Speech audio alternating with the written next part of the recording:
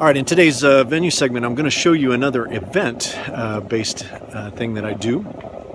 As you guys know, in 5.4, we have really raised the game in terms of events and what we can do, but I've been doing this one for quite a while. I was doing this in the early days of venue, but we can just do it a little more elegantly now. As I mentioned in the previous venue segment, remember we have momentary snapshots now, which means we can recall a snapshot without disrupting our snapshot list and getting us out of order. We don't have to worry about that now, so I won't go through that again here, but understand that what I'm going to do here revolves recalling a snapshot again. And this time we're actually going to do some repatching of some plugins, right? We're not actually going to change the input patch, but we're actually going to change the plugins that are on a given channel depending on what we are doing. Okay, so I'm going to turn the camera around. Matter of fact, I'll be off of this camera for a few minutes and we'll kind of talk through the rest of it. Okay, hopefully I can get it where you can see it here. I'll give it a try. All right, bye-bye.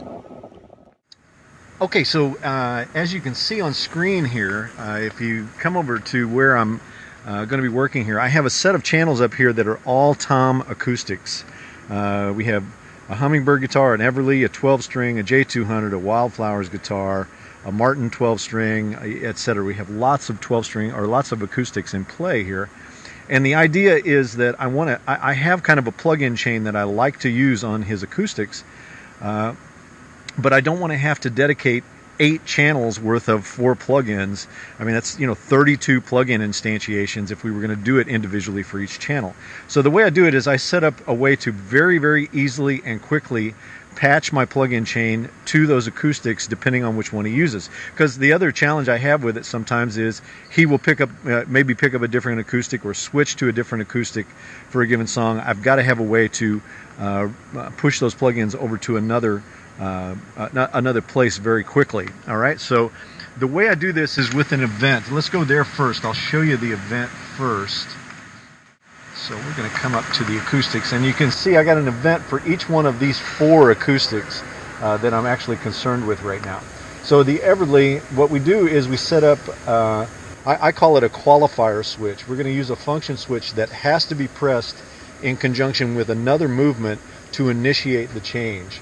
And I do it as the qualifier switch, which in this case is function switch 5, and then moving the fader of the acoustic down 6 dB. So you just pass it down through 6 dB and back up, and it will happen. Now the other thing I can do along with this is obviously it recalls the snapshot, which is the patch and the settings for that guitar, and then it also flashes the console light bar to let me know that I've actually accomplished it and that it's all done. Okay, so it kind of looks like this. I'll show it to you here on the fly here. So as you can see, we got plugins patched on the J200 right now, and I'm going to switch those plugins with new settings, etc., over to the 12-string. So I'm going to hold down F5. I don't know if you can see this in the wide angle. You might be able to, but I'm going to press down F5 and just pull down the fader on the 12-string, and voila, it moves those plugins with new settings right over to the other guitar. Likewise, I can just move it over to the Everly if I want to do it, or I can just wait till it's done and move it right over to the Wildflowers guitar. So it's a really, really quick way of moving plugins and settings around and not having to instantiate lots and lots of plugins, which is going to eat up your DSP headroom. All right, so really cool trick. I hope you guys get some good out of that one. I use it all the time. I actually have come up with other things very similar to this in other parts of the console that I'll show you over time. All right, so that's using events to move plugins between channels and even with new settings. All right, so very functional, very easy to do. So I hope you guys like that one. I hope you get some good out of that.